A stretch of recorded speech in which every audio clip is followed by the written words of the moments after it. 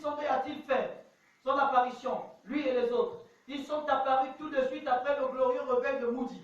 Quand Moody est-il apparu? Tout de suite après le réveil de Knox. Quand Knox est-il apparu? Tout de suite après le réveil de Finney. Finney après Calvin, après ainsi Wesley. Vous voyez? On parle de 7 messagers. Mais tous ces gens-là étaient des messagers. Ils n'étaient pas des grands messagers de l'étoile. Mais ils étaient sous les étoiles. Et ils avaient géré une génération. Et quand l'un partait, Dieu suscitait un autre. L'un partait, Dieu suscitait un autre. L'un partait, Dieu suscitait un autre. C'est ce que Branham explique ici. Pourquoi est-ce que nos frères branhamistes ne comprennent pas ça? Parce qu'ils sont séduits. Amen. C'est clair. Amen. Amen.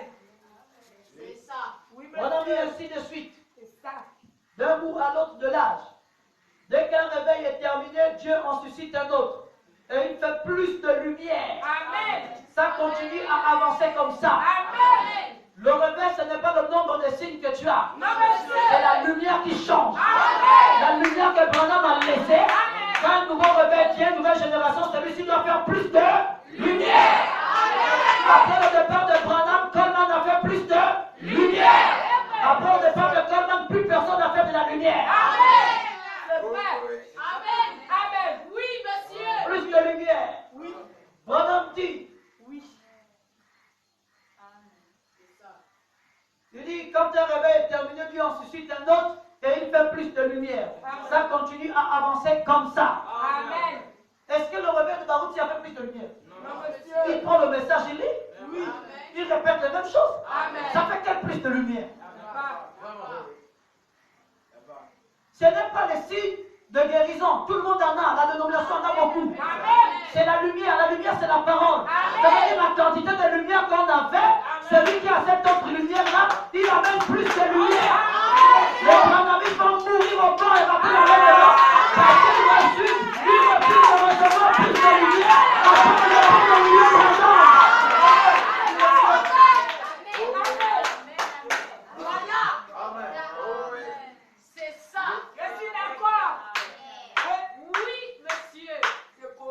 Mon problème à moi, c'est pas parce qu'ils nous critiquent. Non, monsieur.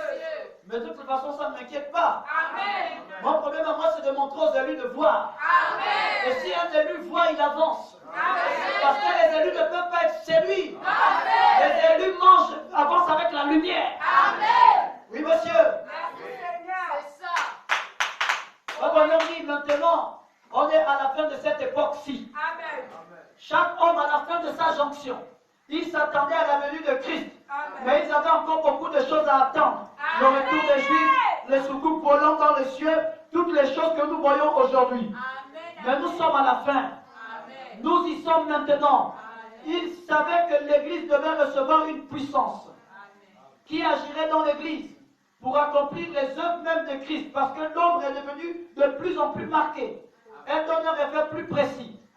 Prenez une ombre. Plus on est loin de l'ombre, moins l'ombre va donner un bon reflet. Au bout d'un moment, l'ombre s'approche de plus en plus jusqu'au point où l'arbre et l'ombre, c'est une seule et même chose.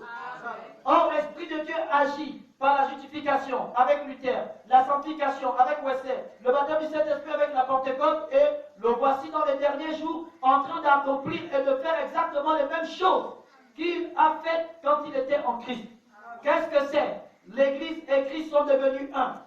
Et dès qu'ils se connecteront, le passé, le futur, dès qu'ils se connecteront dans ce dernier lien, d'après vous, quel dernier lien?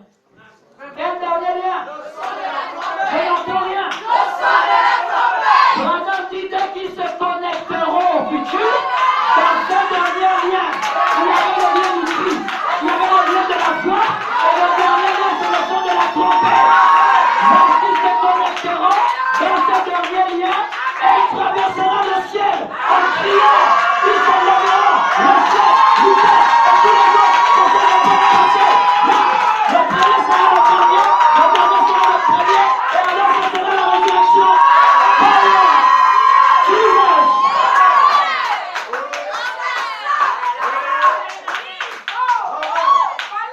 Le Saint-Esprit est là, non?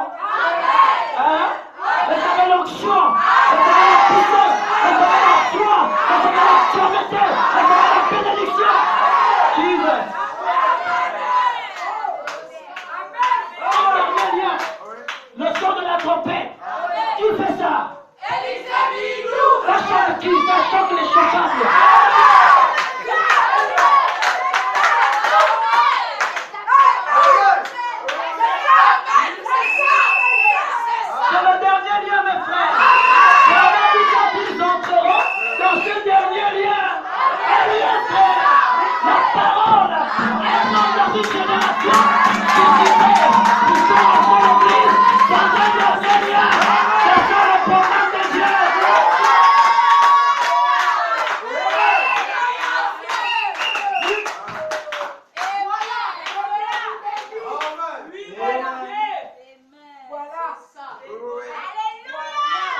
n'entendez rien. Le son de la trompette. On a été connecté au lien du Christ. Quand Branham est parti, Coleman est venu faire plus de lumière. On a été connecté à la voix de l'archange des saints dans l'église. Coleman est parti de Barouti à tout le monde, ils ont dit la même chose. Élisée Minou est venu en 2017 avec plus de lumière. Et c'est parti le son de la trompette pour le dernier lien, pour traverser le ciel, pour la résurrection des morts.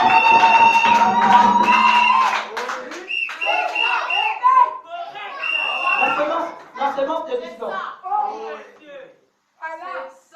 La sémence des discordes prêchée en 65. Moi, je ne m'inquiète pas de qui me dira que non, il était au Branham Tabernacle, il était dans le bureau du messager, il était à la tombe du messager, il a écouté, l'onction est sortie de la bande, ça a bousculé quelqu'un, je m'en fous. Moi, je te parle du dernier lien. C'est pas ça qui me sauve. C'est pas là. Que Dieu vous bénisse. Amen. Voilà. C'est ça. Pas qu'on embête les enfants de Dieu. Voilà. Nous nous repartons là. Oui, monsieur. Il faut que le monde entende ce que je prêche là. Oui, monsieur. Je garantis que les élus verront. Parce que les élus sont comme la femme au puits. Ils voient. Ils sont prédestinés. Et ils s'alignent. Sans répartir derrière.